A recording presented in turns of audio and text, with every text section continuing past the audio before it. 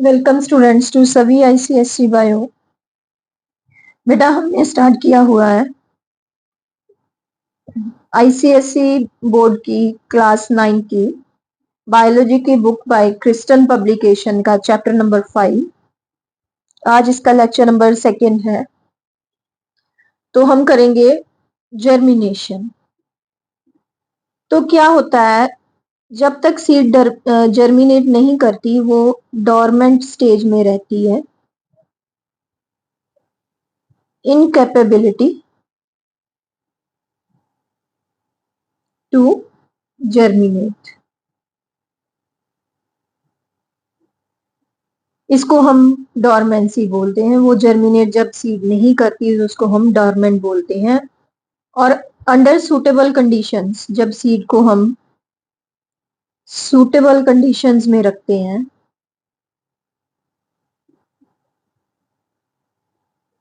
Suitable conditions necessary for germination में रखते हैं, तो वो क्या करती है, वो जर्मिनेट कर जाती है। And the sum of all the processes which lead to development of seedling from the embryo is known as germination. तो germination क्या है? All the processes, सारे के सारे प्रोसेस जिससे एम्ब्रियो में से सीडलिंग निकलती है is known as germination. Right बेटा? तो फैक्टर्स क्या हैं necessary for germination? Factors necessary for germination, first of all उसको जरूरत है वाटर की। सीड क्या करेगी? माइक्रोपाइल के थ्रू वाटर एब्जॉर्ब करेगी। माइक्रोपाइल हमने किया था कल। ये बीन सीड है। यहाँ पे एक छोटा सा पोर होता है, इसको बोलते हैं माइक्रोपाइल। ये वही पोजीशन है जहां पे पॉलिनेशन के समय जो है पॉलन ट्यूब यहाँ से ओव्यूल के अंदर एंटर करती है। ये माइक्रोपाइल है। तो सीड क्या करती है? माइक्रोपाइल के थ्रू वाटर इम्बिब करती है, वाटर एब्जॉर्ब करती है, और उससे क्या होता है, जो सीड कोट है वो रप्चर कर जाता है। सीड कोट रप्चर कर जाता है और रेडिकल बाहर निकल आता है। Radical comes out.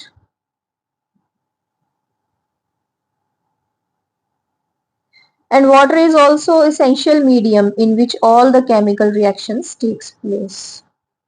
पहले तो हो गया सीड कोट रप्चर करेगा, दूसरा है chemical reactions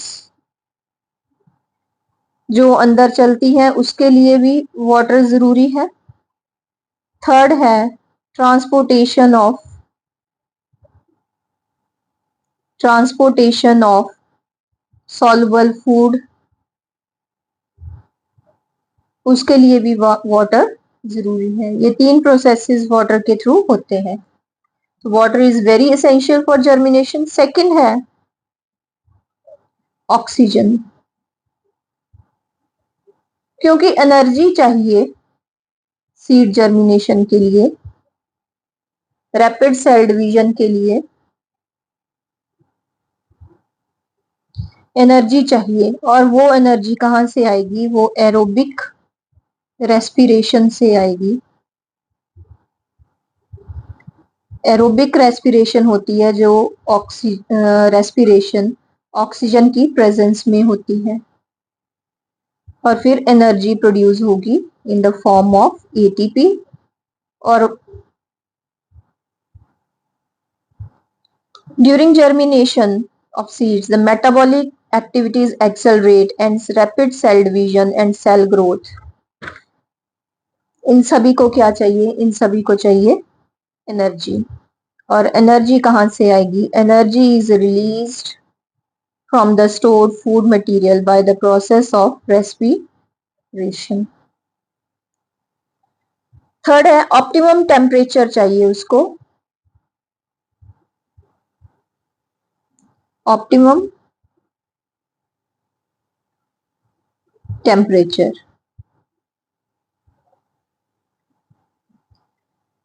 At a very low temperature cannot accelerate the metabolism and very high temperature क्या है, एंजाइम्स को डिस्ट्रॉय कर देता है, इसलिए ऑप्टिमम टेम्परेचर चाहिए.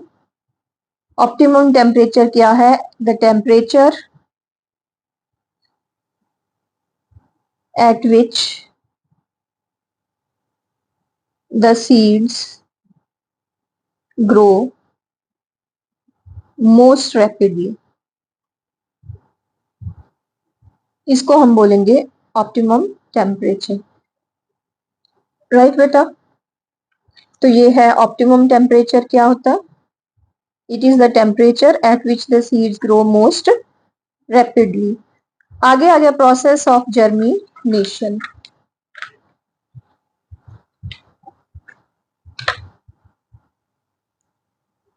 ये कुछ एक्टिविटीज हैं, ये हम करेंगे. First is the first experiment to demonstrate water is essential for germination. इसमें क्या की, बीन सीड ली है, कुछ सोक्ड है कुछ अनसोक्ड है, कुछ वाटर में भिगोई हुई है कुछ नहीं भिगोई हुई. 4 पेट्री डिशेज विद लिड्स, ये 4 पेट्री डिशेज है with lids. Cotton wool extra. तो क्या करा है, label the 4 petri dishes A, B, C and D. Place the cotton wool and the seeds at the bottom of petri dishes. petri dish A में क्या है, the cotton wool at the bottom should be moist. cotton wool जो डाला है वो गीला होना चाहिए. The seeds placed on the moistened cotton wool should be soaked in water overnight. रात भर जो है जो सीड्स है उसको भिगो के रखना है, फिर उसको मॉइस्ट कॉटन व्हील के ऊपर रखना है. ये ए में थी.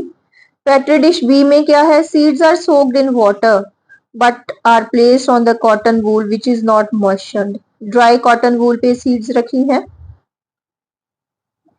पेट्री डिश सी में unsoaked seeds are placed on the dry cotton wool. Seeds को भिगोया नहीं हुआ है, ड्राई सीड्स है, कॉटन वूल के ऊपर रखी है. और फोर्थ है soaked seeds are completely submerged in water. seeds submerged in water है और उनको ढक दिया ऊपर से. After keeping the above petri dishes at room temperature for about 2 to 3 days, तो what will you see? आप क्या देखोगे, आप देखोगे कि seeds in the petri dish, seed in petri dish A, ये जर्मिनेट कर जाएंगी, जर्मिनेट करेंगी. क्यों जर्मिनेट करेंगी, क्योंकि उनको एडिक्वेट क्वांटिटी ऑफ वाटर मिला है. एडिक्वेट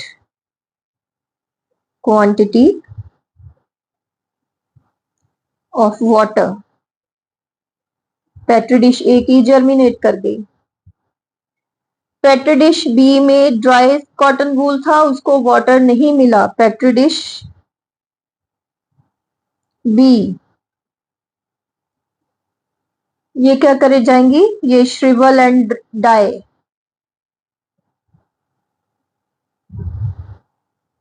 क्योंकि इसको वाटर नहीं मिला. No water. Petri dish C की भी जर्मिनेट नहीं करेंगी because the seeds were unsoaked. इसमें कोई चेंज नहीं आया, no change, do not germinate.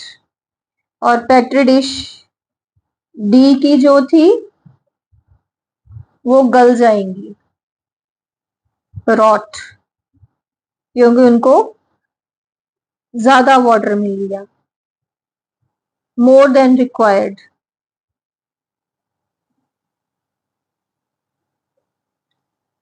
तो इसकी क्या इन्फ्रेंस क्या हुई? दैट प्रॉपर जर्मिनेशन के लिए वाटर एडिक्वेट क्वांटिटी में चाहिए. In the absence of water, seed do not germinate in petri dish B. Deficient and excessive water does not allow germination to continue. वो भी नहीं चाहिए उसको क्योंकि बहुत ज्यादा मिल गया, एक्सेसिव वाटर मिल गया है. बी में डेफिशिएंट वाटर था. ठीक है बेटा, उम्मीद करती हूँ ये एक्सपेरिमेंट आपको क्लियर कर गया होगा. नेक्स्ट है to study the effect of temperature on the germination of seeds. Effect of temperature.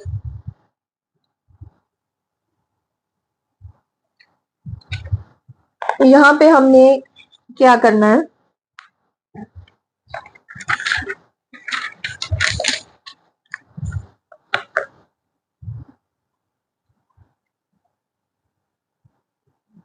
to study the effect of temperature. Take 3 petri dishes with lids, cotton wool, soaked gram seeds and thermometer. ये soaked seeds लिए on the wet cotton in case of petri dish A at room temperature. Soaked seeds लिए on the wet cotton at 0 degree Celsius temperature. और C में लिया है soaked seeds on wet cotton at 60 degree Celsius temperature. To maintain this temperature for few days, so what will you observe? You will observe that the seeds in the petri dish A जो है ये germinate कर जाएंगे. Seeds in the petri dish A germinate क्योंकि इसको optimum temperature मिला है. ये below normal इसको temperature मिला है. ये 60 डिग्री पे इसको हाई टेम्परेचर मिला है जो एंजाइम्स ब्रेक डाउन कर जाते हैं इस पे. 0 डिग्री पे वो फ्रीज कर जाते हैं, इसलिए दोनों में सीड्स जर्मिनेट नहीं हुई. तो ऑप्टिमम टेम्परेचर जहां पे मिला है वहां पे सीड जर्मिनेट हो गई. The seeds germinate in the petri dish A because they were subjected to optimum temperature. High temperature पे destroy the growing tissue and the enzymes और low temperature में भी restricting the growth of the. अब हम करेंगे experiment to prove that oxygen is necessary. Oxygen is necessary for germination. Germination. इसके लिए हमने 2 फ्लास्क ली. एक को ए नेम दे दिया, दूसरी को बी नेम दे दिया. मॉइस्ट कॉटन डाल दिया दोनों में और उसके ऊपर सोक्ड ग्राम सीड्स रख दिए.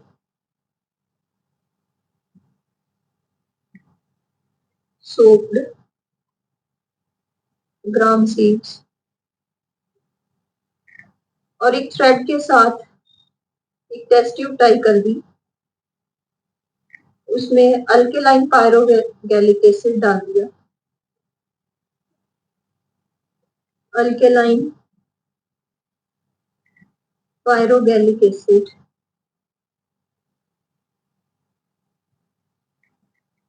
इसमें वाटर डाल दिया. इनको टाइटली कॉर्क कर दिया.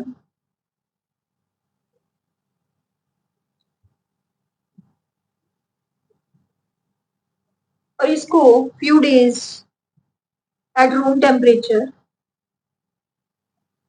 टेम्परेचर चेंज नहीं करना. फॉर फ्यू डेज रहने दिया, for few days. Now what will you observe, क्या ऑब्जर्व करोगे आप? जो ए कॉनिकल फ्लास्क की सीड्स हैं, दे will not germinate, will not germinate. क्यों? बिकॉज जो अल्केलाइन पायरोगैलिक एसिड है, पायरोगैलिक acid will absorb oxygen।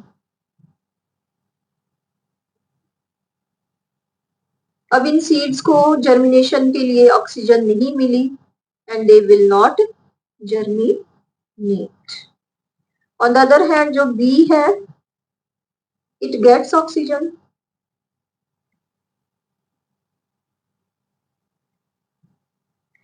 so it germinates. So this experiment proved that oxygen is essential for germination. Next experiment हम करेंगे 3 bean seeds experiment। हमने एक beaker लिया और उस बीकर में एक स्लाइड डाल दी, स्लांट करती हुई।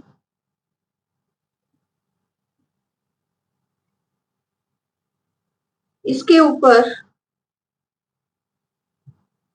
पिंस के साथ जो बीन सीड्स हैं वो टाई कर दिए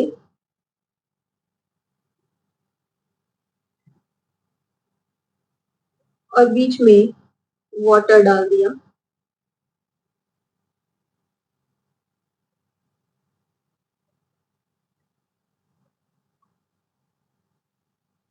जो ए बीन सीड है वो बिल्कुल बाहर होगी, it will not get water, और जो बी है इज आउट ऑफ वाटर,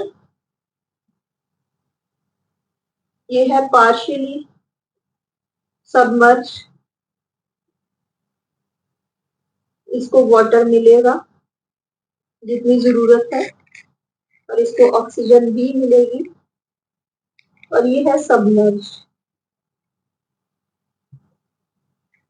तो कौन सी वाली जो है जर्मिनेट करेगी? जो बी वाली है, it will germinate, it gets optimum temperature, इसको ऑक्सीजन भी मिली और इसको वाटर भी मिला जितना इसको चाहिए, सो इट जर्मिनेट्स प्रॉपरली। जो ए है, इट डज नॉट जर्मिनेट,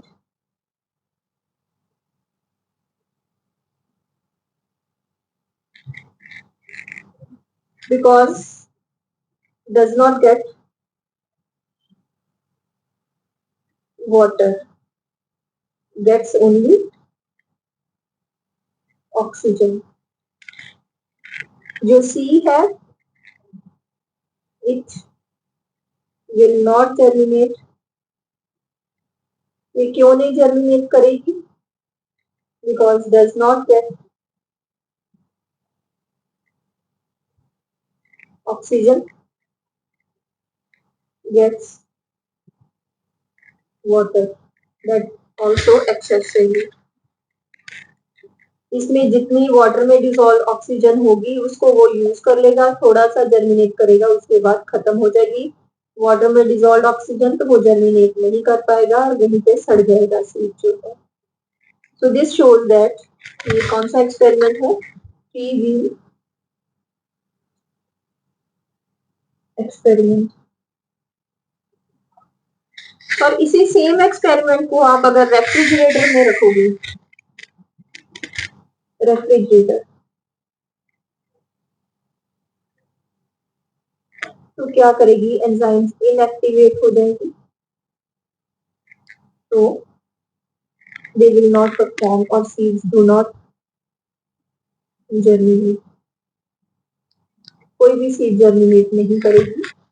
अगर वो इसको आप इसी सेम एक्सपेरिमेंट को 50 डिग्री सेल्सियस टेम्परेचर पे मेंटेन करें तो कोई भी सीड जर्मिनेट नहीं करेगी, डज नॉट जर्मिनेट। जो सारी एंजाइम है वो ब्रेक डाउन कर देंगे। So this proves that optimum temperature, water and oxygen are necessary conditions for germination. आगे कल के लेक्चर में हम बेटा टाइप्स ऑफ जर्मिनेशन करेंगे और इनके बीच में जो डिफरेंसेस वो करेंगे। थैंक यू फॉर वॉचिंग और उम्मीद करती हूँ आज हमने जो किया वो आपको समझ आ गया होगा।